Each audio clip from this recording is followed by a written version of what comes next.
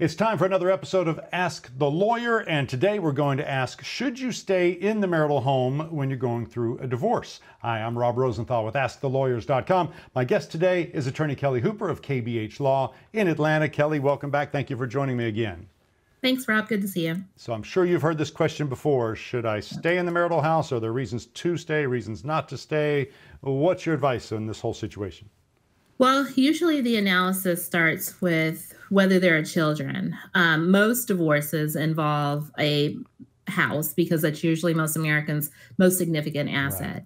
And so when I start talking with a client during the consultation, we'll usually ask about whether there's a marital home, get the age of the children, find out if the house and its location has anything to do with the schooling for the children.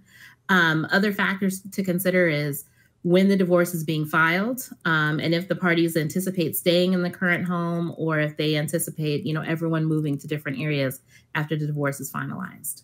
So let's say all that hasn't been worked out yet. Let's say it's just, I can't stand to be around him or her any longer, can't stand to look at their face. Is there any legal reason why one parent or the other or one party shouldn't leave the marital home? No, there's no reason, and sometimes it's often better.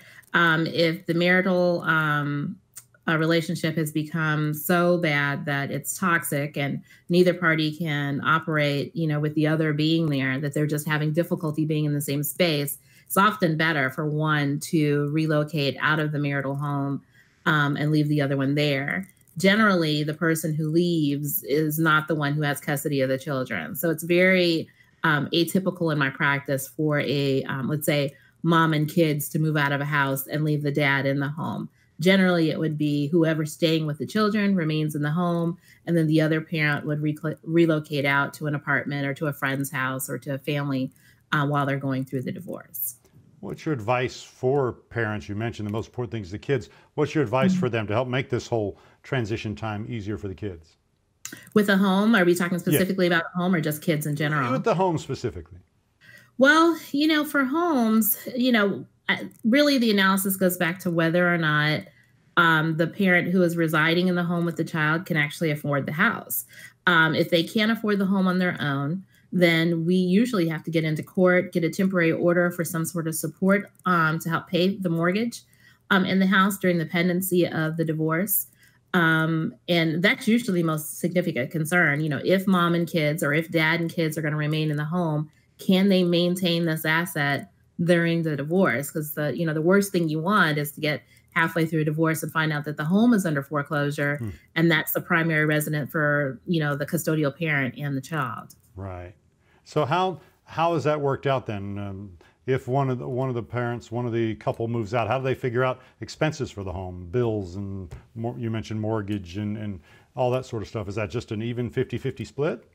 Oh, no. So here in Georgia, each party is required to file what's called the domestic relations financial affidavit. And then that affidavit, it's about 5 pages long. And in it, they list all of their income, all of the assets, and split them up, whether they're a joint asset and which, if they're not joint, and to whom they belong. And then they have to lay out what's a very detailed, it's almost like a budget, where you talk about how much the mortgage is, how much the childcare costs, and gas and electricity and cable and everything for the home. And then if we are making a determination as to who's going to pay the mortgage, generally you look at the past behavior of the parties. So if, let's say, mom has always paid the mortgage in the home, then there's no reason to expect that moving forward that mom wouldn't continue. Well, same thing for dad. If the parties were used to splitting the bills 50-50, then you would assume that that would continue during the pendency of the divorce. Usually we'll end up in front of a judge on a temporary order for someone to be ordered to pay when there's been a propensity not to pay or a demonstrated effort to waste the marital assets and not make payments. That's when I would get in front of a judge and have a judge order someone to make the required payments. And again, we keep coming back to the kids. I would assume the court will try to keep the kids at least in the same school system if possible. That is taken into consideration? Sure. Most judges, especially during the school year, are very reluctant to move children. A divorce is traumatic enough as it is. And so moving children from one school district to another is problematic. Here in Georgia, of course, we have 159 counties. And so you can imagine a move down the street may end up having a child go to a different school in a different county. And so judges are very particular about making sure that we're maintaining the status quo for the children. And actually, in our standing order, it says that the children can't leave the jurisdiction of the court. So generally, kids have to stay where they are during the pendency of a divorce, absent order from the court or an agreement of the parties. Are there any creative ways to deal with this, and maybe that you've learned over the years, other ways to handle the whole marital house issue? Well, I'll have to tell you, years ago when I first started practicing, the economy was terrible. It was in the toilet. And so we had lots of couples who would just stay in the house. Oftentimes the houses were big enough so one parent was upstairs and the other was downstairs, and sort of the kids were, just still there. And that was because of simple economic reasons. No one could afford to sell their houses because they were all underwater.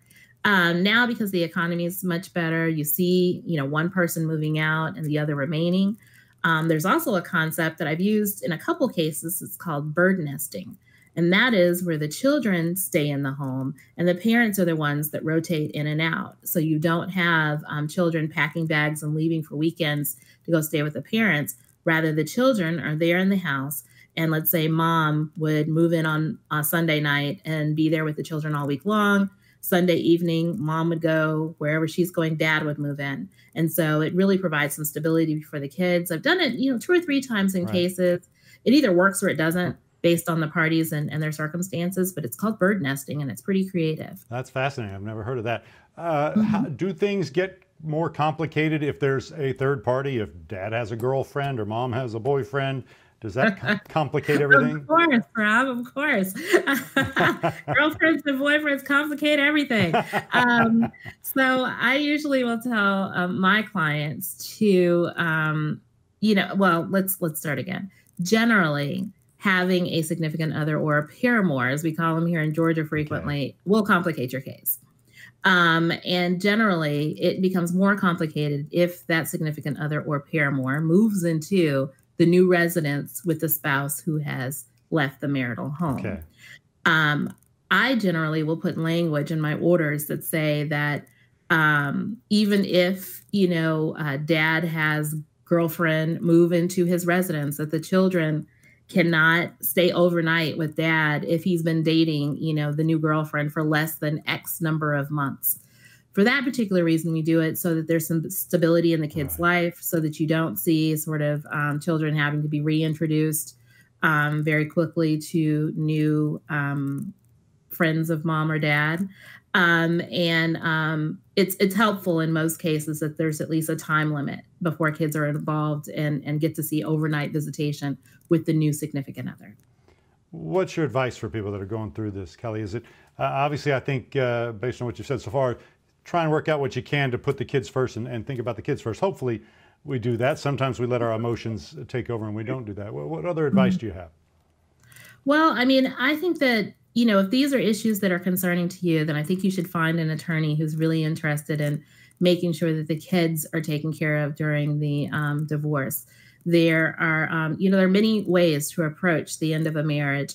My particular office, what we do is try to focus on the children, make sure that the children are protected, that we maintain the status quo as much as possible so they're not disrupted while the adults sort of handle this adult business.